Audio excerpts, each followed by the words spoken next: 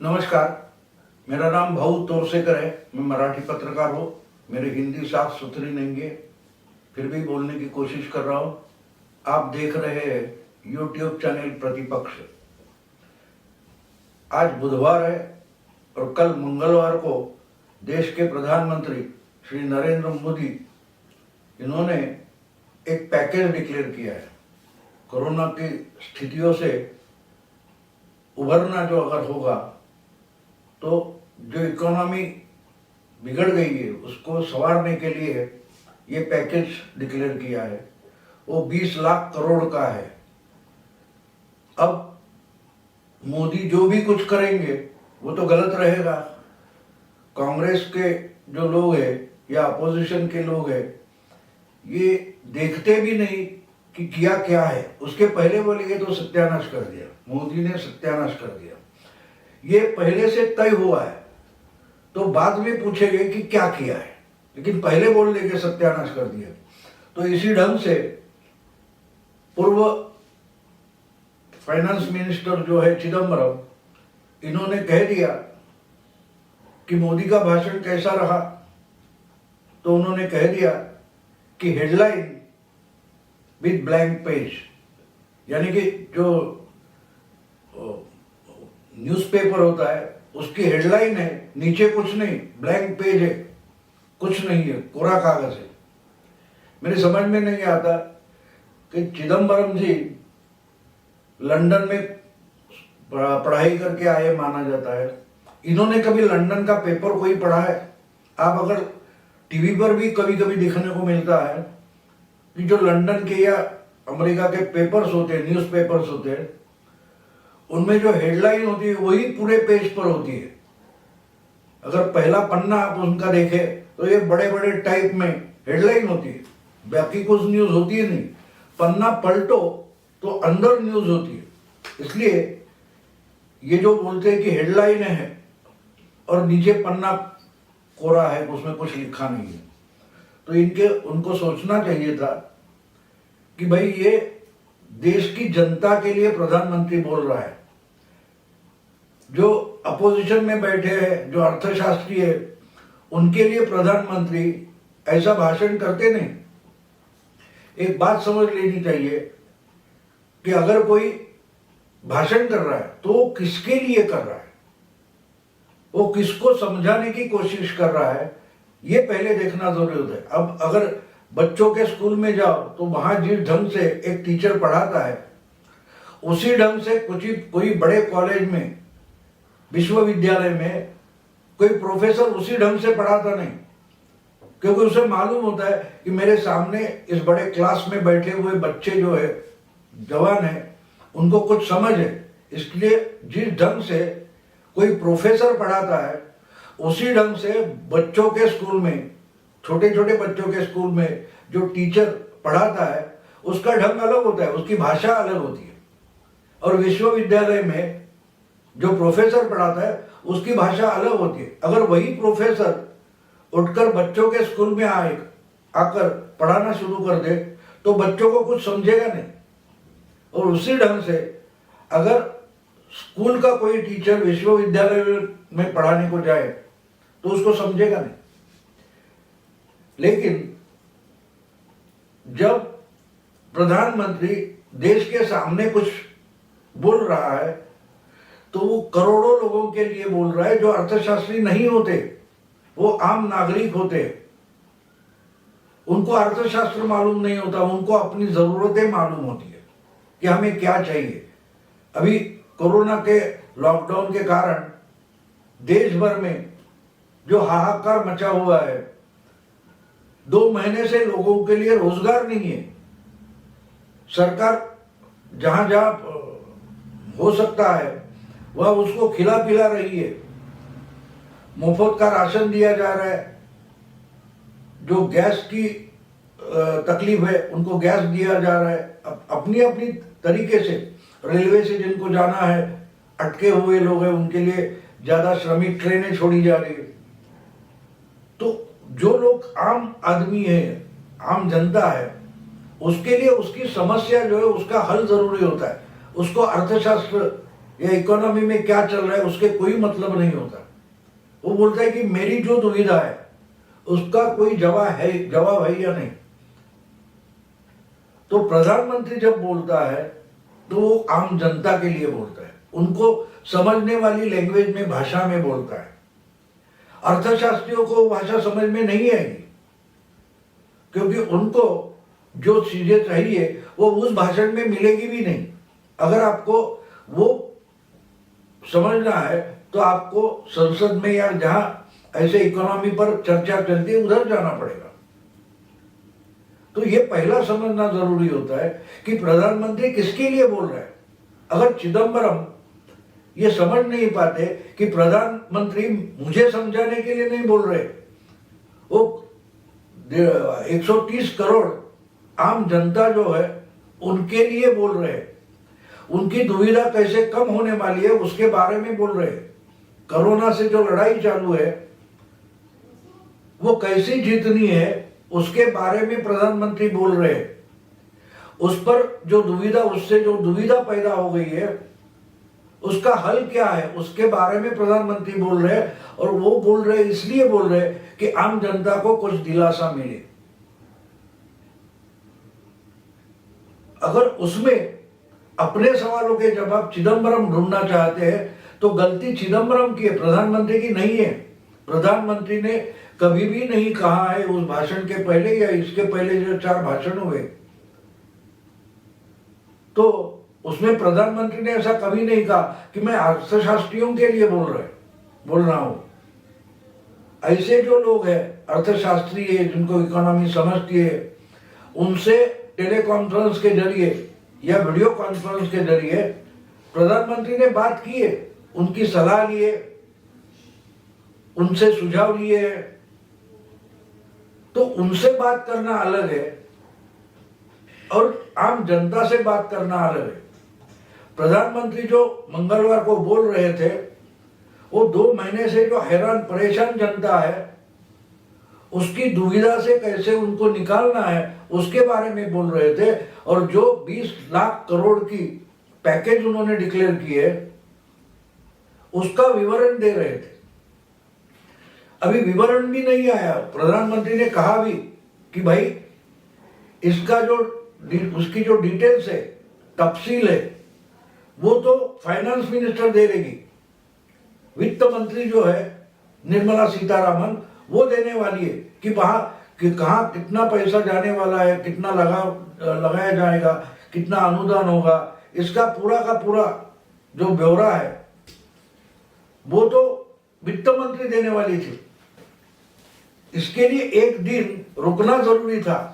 लेकिन अगर आप देखें तो आपके समझ में एक बात आएगी कि वहां तक रुकना जरूरी है। जैसे कि न्यूज़पेपर होता है, उसके पहले पन्ने पर हेडलाइन पढ़कर पूरा जो न्यूज़पेपर है समझ में नहीं आता। अगर हमको समझ लेना है वो हेडलाइन का मतलब, तो हमको पन्ना पलटना पड़ेगा, अंदर क्या लिखा है वो देखना पड़ेगा। हेडलाइन सिर्फ अट्रैक्ट करने के लिए होती है, आकर्षित, ध्यानाकर्षण करने के लिए हेडलाइन होती है। हेडलाइन का मतलब पूरी न्यूज नहीं होती, उसका पूरा ब्यौरा जो है वो छोटा टाइप होता है, उसमें लिखा हुआ उसमें होता है। लेकिन चिदम्बरम को उसकी जरूरत नहीं लगी, वो तो हेडलाइन देखकर ही रिएक्शन देना शुरू कर दिए।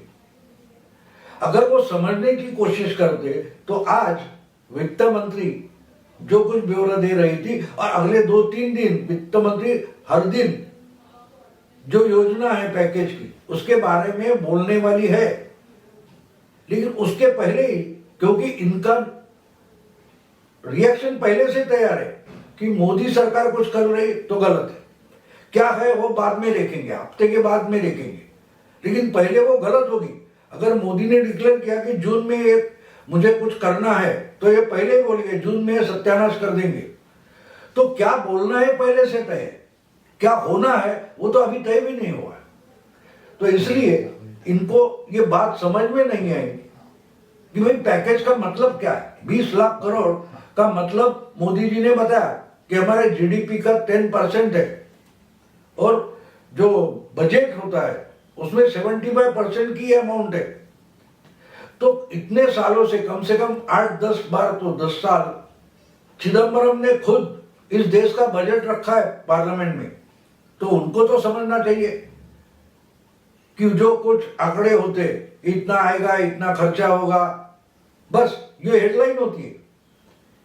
अगर इसमें ही बजट तय होता तो 1.5 घंटे 2 घंटे खुद चिदम्बरम संसद में पार्लियामेंट में भाषण क्यों देते थे? तो उसका जो तफसील है, ब्यौरा है, वो देखना पड़ता है। उसके पहले रिएक्शन देना गलत होता है। हम भी देखेंगे कि अगर बजट पेश किया जाता है, वो बजट पेश पूरा होने के बाद उस पर रिएक्शन आना शुरू हो जाता है, लेकिन इन्होंने तो भाषण पर ही रिएक्शन देना शुरू कर दिया, क्योंकि ये लोग समझ नहीं रहे ये जो इकोनॉमी है, अर्थव्यवस्था है हमारे देश की, अर्थतंत्र जो है वो हमारे देश का नहीं, दुनिया के हर देश का अर्थतंत्र अब बिगड़ गया है। 2019 में जो था वो अब नहीं रहा। 2019 तक की दुनिया और 2020 मार्च के बाद की दुनिया, इसमें बहुत सारा बदलाव आ गया। ना वो अर्थव्यवस्था बची है, ना वो ताकतवर देश बचे हैं, ना उसकी ताकत बची है। मानो हर देश भिखमंगे जैसा हो गया, भिखारी हो गया, और उससे उनको उभरना है। जैसे सुनामी आती है, उसमें सब हमारे घर गांव बह जाती है, भूकंप हो जाता है तो सब खत्म हो जाता है, फिर से जिंदगी शुरू करनी पड़ती है। कुछ लोग मर जाते, जो बचते वो उस जो मलबा होता है उसमें क्या काम की चीज है वो ढूंढते और उससे जीना शुरू कर देते। कोई बर्तन होता है, कोई कुर्सी होती है, कोई कपट होता है, वो लेकर शुरू करते, उससे फिर से जिंदगी शुरू हो जाती है। तो अभी हम कोरोना के संकट से बाहर भी नहीं निकले हैं, तो जो भाई जख्मी हुआ है उसको उठाने की कोशिश की जा रही है। तो ये जो पैकेज है वो उससे उभरने के लिए है, और कहाँ क्या जरूरत है वो भी अभी तय नहीं कर पा रहे कि भाई कितने लोग बेरोजगार हो गए। अभी मुंबई, महाराष्ट्र से, गुजरात से, कर्नाटक से करोड़ों लोग, लाखों लोग यूपी, बिहार, कोलकाता, उड़ीसा निकल गए। उनके आगे के रोजगार का क्या होगा? क्या वो वापस आ जाएंगे? ये भी तय होना है अभी, क्योंकि ये सब कोरोना के संकट से हम कब उभरेंगे, कब ये रुकेगा और पूरा अर्थतंत्र फिर से शुरू होगा, इसका किसको भी पता नहीं है। लेकिन इसी समय लोगों को कुछ दिलासा देना जरूरी है। भाई जिंदगी जियो, कुछ भी करके जीते रहो। इसके लिए जो पैकेज है और उससे उभरने की योजना बनाई जा रही। अब जो पैकेज है वो बहुत सारे, ये बंदरबाट नहीं है। राहुल गांधी ने कहा कि इससे कुछ नहीं होगा, लोगों के खाते में पैसा डाल दो, और पैसा डालने से क्या होगा? बाजार चालू नहीं है, जो माल लोगों को खरीदना है वो माल खरीदने के लिए दुकानें नहीं खुली है, वो कंपनियों में माल बनता भी नहीं है, तो खाते में पैसा डालकर क्या करेंगे? तो इनको बंदरबाट में बस पैसा खाते में डाल दो, इतना पैसा खर्चा किया, बस खत्म। लोगों को कितना मिला? राहुल गांधी के पिताजी जब देश के प्रधानमंत्री थे, राजीव गांधी, उन्होंने 1985 में एक बात बोली थी कि जब सेंट्रल गवर्नमेंट 100 रुपया गरीबों के लिए भेज देता है, उसमें से 12 या 15 रुपए गरीबों के पास पहुंचते, बाकी 85 रुपए ये बीच के लोग ही खा जाते हैं, गरीबों को मिलते नहीं। नाम पर गरीबों के लगता है कि 100 रुपया गरीब को भेज दिया, मिलता है कितना? उसको बंदरबाट बोलते। और राहुल गांधी वही बोल रहे कि पैसा खाते में डाल दो बस। अब वो पहुंचते पहुंचते कैसा जाएगा? अब कम से कम एक तो बात मान लो कि मोदी ने कुछ नहीं किया। मालूम है कि राहुल गांधी भी लोकसभा चुनाव के पहले बोल रहे थे कि भाई हम अगर कांग्रेस की सरकार आती है तो 5 करोड़ लोगों के खाते में, गरीब जो परिवार है, ऐसे 5 करोड़ गरीब परिवार में साल भर में 72,000 72 करोड़ 72,000 रुपए डायरेक्ट खाते में डाल देंगे, काम बीम करने की कोई जरूरत नहीं। अब ये देने के लिए जो 3 लाख 4 लाख करोड़ रुपए चाहिए आएंगे कहां से? ये तो राहुल गांधी ने कभी बताया नहीं, और उसको चिदम्बरम तालियां बजा रहे थे।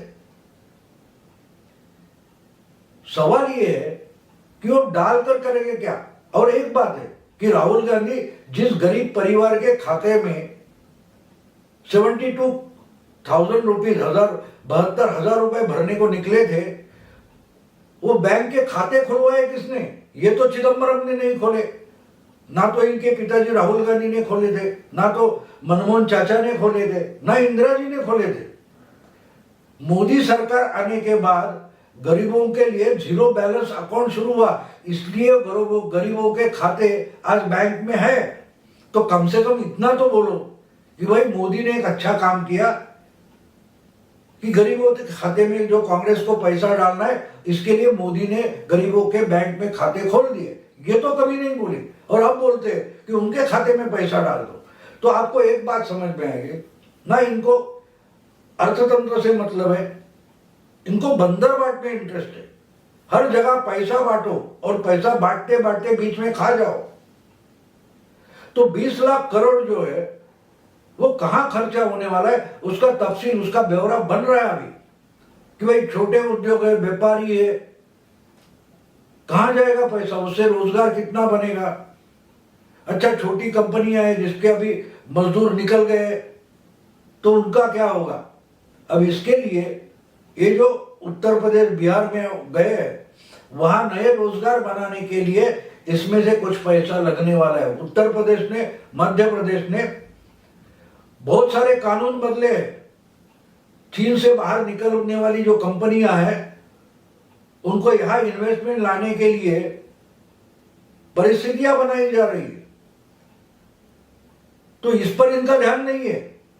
ये पैसा कहां लगेगा? वहां लगेगा जहां मुंबई से, गुजरात से, सूरत से, कर्नाटक से जो मजदूर निकल गए, वो मजदूरों को उनके गांव के आसपास कहीं ना कहीं नई कंपनियां, कारखाने खोलेंगे और इसमें ये पैसा जाएगा। चाइना से जो कोई निकल कर आने वाले हैं उनके लिए कंपनी और जगह मिलेगी, तो उसमें भी कुछ पैसा इसमें से जाने वाला है, उसको घर बैठे कुछ रोजगार मिलने वाला है। अब ये कंपनियां खड़ी होगी, कारखाने खड़े होंगे, उसके लिए कंस्ट्रक्शन शुरू होगा। वो तो काम उनको अपने गांव के आसपास कहीं मिलेगा, अपने तहसील में मिलेगा, अपने जिले में मिलेगा, तो उनको मुंबई तक आने की जरूरत नहीं रहेगी। और इसी इन्वेस्टमेंट से जो पिछड़े राज्य है, बिहार है, यूपी है, उड़ीसा है, वहां कुछ नए उद्योग खड़े हो जाएंगे, और वो उद्योग खड़े होने में यही मजदूर काम आने वाले, तो उनको वहां रोजगार मिलेगा। जो कुछ वापस आएंगे वो तो यहाँ की कंपनियां शुरू करेंगे। ये सब बहुत ब्यौरा आने वाला है, लेकिन इसके पहले ये शुरू हो गए, इससे कुछ होने वाला नहीं। इन्होंने कुछ किया नहीं, खुद की पार्टी नहीं खड़ी कर सकते, देश की चिंता कर रहे हैं। राहुल गांधी एक बात क्यों नहीं करते, खुद अपनी पार्टी जरा चलाए। अब 1 साल होने को आया है, 11 महीने हो गए, इन्होंने कांग्रेस के अध्यक्ष पद से इस्तीफा दिया है, वो अध्यक्ष नहीं चुन पा रहे। कांग्रेस का नया अध्यक्ष 11 महीने से जो चुन नहीं पा रहे, वो देश की चिंता कर रहे कि देश फिर से कैसे बनाए। अरे पहले पार्टी बनाओ, पैकेज की बात छोड़ दो। और एक बात और थी कि इन्होंने रघुराम राजन से बात की, अभिजीत बैनर्जी नोबेल वाले जो है उनसे बात की। ये सब जो उनकी चर्चा चालू थी, इनमें इनके एक्सपेक्टेशन की मोदी ज्यादा से ज्यादा 3, 4, 5 लाख करोड़ से आगे जा नहीं सकता, लेकिन मोदी ने 20 लाख करोड़ की घोषणा करके इनके मुंह का निवाला छीन लिया है। ये जो अपोजिशन लोग हैं उनके मुंह से मोदी ने निवाला छीन लिया है कि ये कम है बोलने का था उनको, लेकिन ये तो इतना दे दिया कि अभी करेंगे क्या, तो उसमें कुछ फायदा नहीं बोलेंगे। सवाल इतना ही है कि जो आदमी कुछ बोल रहा है वो पहले समझने की कोशिश करो। अगर आपको समझना ही नहीं है तो आपके किसी भी सवाल का कोई जवाब हो नहीं सकता। अगर सवाल पूछ रहे हो तो जवाब सुनो, जवाब आने दो, लेकिन जवाब आने से पहले ही शुरू हो जाते। तो ये बात हमें समझनी चाहिए कि इनको कुछ करना है नहीं, कुछ करना नहीं है। अब मुझे आप बताइए, सोनिया जी ने बोला था कि भाई कांग्रेस ही ये जो प्रवासी मजदूर है उनका टिकट रेलवे का निकालेगी। तो कितने कांग्रेस ने टिकट निकाले? क्यों ये सब ट्रेन चालू हो गई है तो उसका टिकट निकालकर उनको गाड़ी में बिठाने का काम कांग्रेस क्यों नहीं कर रही है? तो बात सिर्फ बातें है, करना कुछ नहीं है। इसलिए इनको 20 लाख करोड़ का पैकेज का मतलब क्या है वो भी समझना जरूरी नहीं लगता। तो इनसे हम क्या अपेक्षा कर सकते हैं? मित्रों, आज यही रुकता हूं। अगर ये वीडियो पसंद आया तो लाइक करें, आप सब्सक्राइब करें, आपके दोस्तों को फॉरवर्ड करें। ये YouTube चैनल प्रतिपक्ष है। नमस्कार।